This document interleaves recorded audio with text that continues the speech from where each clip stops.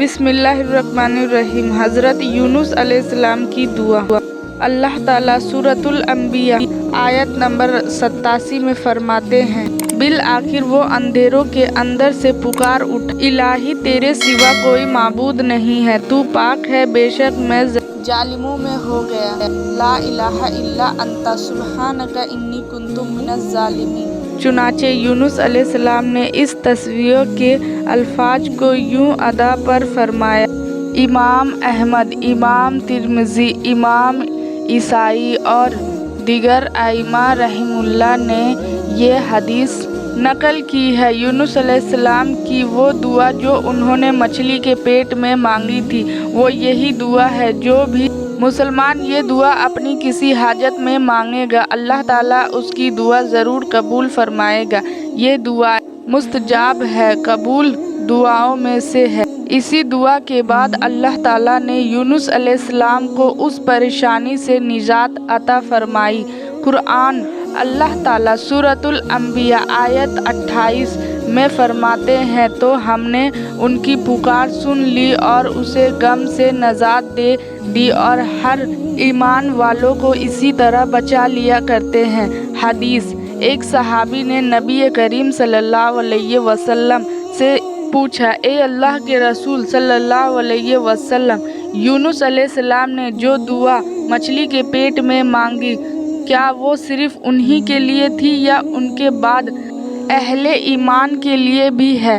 تو آپ نے فرمایا، یہ دعا یونس علیہ السلام کے لیے خاص تھی اور سب اہل ایمان کے لیے بھی عام ہے۔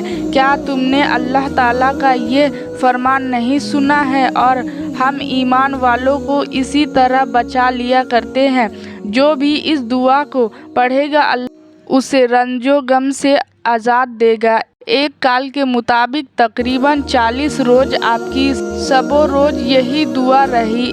مدت کے ختم ہونے پر اللہ تعالیٰ نے آپ کی دعا کو قبولیت بخشی۔ مچھلی ساحل پر پہنچی، انہیں کنارے پر ڈالا اور واپس چلی گئی۔ اس بات کو اللہ تعالیٰ نے سورۃ الشفاعت 145 میں یوں بیان فرمایا ہے، پس اسے ہم نے چٹیل میدان میں ڈال دیا اور وہ اس وقت بیمار تھے، آپ وہاں اسی طرح لیٹے رہے۔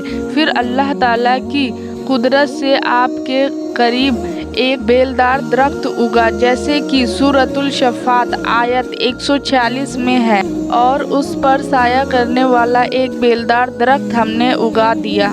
اس قدرت کے درخت کے مطابق مورخین کا کہنا ہے کہ اللہ تعالیٰ نے اس درخت کا انتخاب اس لیے فرمایا تھا کہ اس درخت کے پتے چوڑے ہوتے ہیں، ان کے سائے میں انہیں ڈھک دیا گیا تاکہ وہاں اذیت نہ پہنچے، اس لیے کہ ان کے جسم سے ضد اتر گئی تھی۔ پھر اس درخت سے اچھی خوشبو بھی آتی تھی۔ پھر قدرت کی خوشبو سے ایک خصوصیت یہ تھی کہ حسرت العشر کو دور رکھتی ہے۔ اللہ تعالیٰ نے انہیں خصوصیت کی وجہ سے اس بیلدار درخت کا انتخاب فرمایا تھا تاکہ آپ ہر طرح کی تکلیف سے محفوظ رہیں۔ یہ اللہ کی قدرت، سبحان اللہ۔ اسی طرح مفسرین یہ بھی کہتے ہیں کہ اللہ تعالیٰ نے اس کے پاس ایک پہاڑی بکری بھیج دی، وہ آپ کے قریب آتی اور آپ کے سر کے اوپر اپنی ٹانگ پھیلائے کھڑی ہو جاتی۔ اس طرح اس کے تھن آپ کے منہ میں چلے آتے اور آپ ان سے خواہش کے مطابق دودھ پیتے۔ یہ تھا آپ کا کھانا اور پینا۔ رفتہ رفتہ آپ کی حالت بہتر ہو گئی، پھر آپ اٹھنے کے قابل ہو گئے، اور یہ سب اللہ تعالیٰ کے مہربانی سے ہوا۔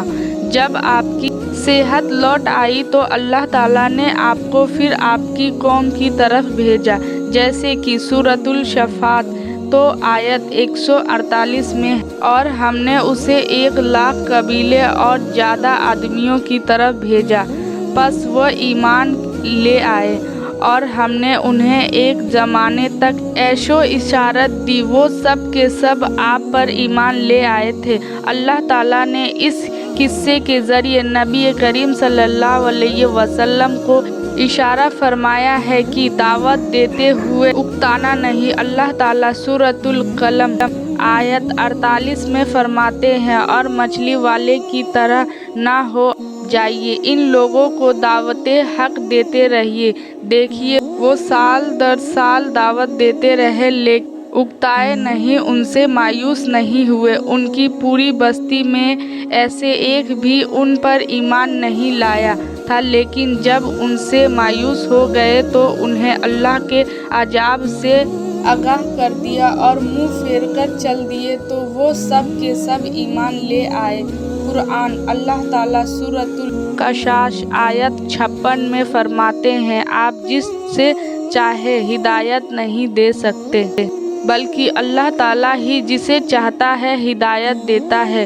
सबक इस किस्से में बहुत बड़ा सबक है कि किसी भी हालत में अल्लाह की रहमत से मायूस नहीं होना चाहिए और ना ही हिदायत के मामले में अपनी ज़ात पर भरोसा करना चाहिए। हिदायत तो बस सिर्फ अल्लाह ताला ही की तरफ से है। आपके जिम्मे तो पैगामे हक पहुंचा देना है। अल्लाह ताला जिम्मे हिदायत से नवाजना है। अल्लाह ताला ने उन्हें पाक साफ बना दिया, उन्हें चुन लिया। अल्लाह खुद ही सूरतुल कलम आयत 50 में वजाहत फरमाते हैं, उसे सबके रब ने फिर नवाजा और उसे नेक लोगों में कर दिया। हदीस इमाम मुस्लिम ने एक हदीस रिवायत की है कि नबी करीम सल्लल्लाहु अलैहि वसल्लम ने फरमाया, तुम में से कोई शख्स हरगिज़ ये ना कहे कि मैं यानी मोहम्मद सल्लल्लाहु अलैहि वसल्लम यूनुस बिन मत्तार से बेहतर हूँ, यानी यूँ ना कहे कि मैं मत्तार से बेहतर हूँ, यानी यूँ ना कहे कि मैं सैयदना यूनुस अलैहिस्सलाम से अफजल हूँ। वो इस तरह के वो तो अपनी कौम की ईमान लाने से मायूस हो गए थे और मैं मायूस नहीं हूँ, इस तरह बिल्कुल ना कहे, क्योंकि बिल आखिर अल्लाह ताला ने आपको चुन लिया और सालिहीन में दाखिल कर लिया। इस वाक़या में नबी करीम सल्लल्लाहु अलैहि वसल्लम को जो हिदायत दी गई है उसका जिक्र सूरतुल कलम आयत 41 में आता है। बस तू अपने रब के हुक्म का सब्र का इंतज़ार करो और मछली वाले की तरह ना हो जाना। मतलब ये कि यूनुस अलैहिस्सलाम के मानिंद ना हो जाए जो अपनी कौम के ईमान ना लाने से मायूस हो गए थे।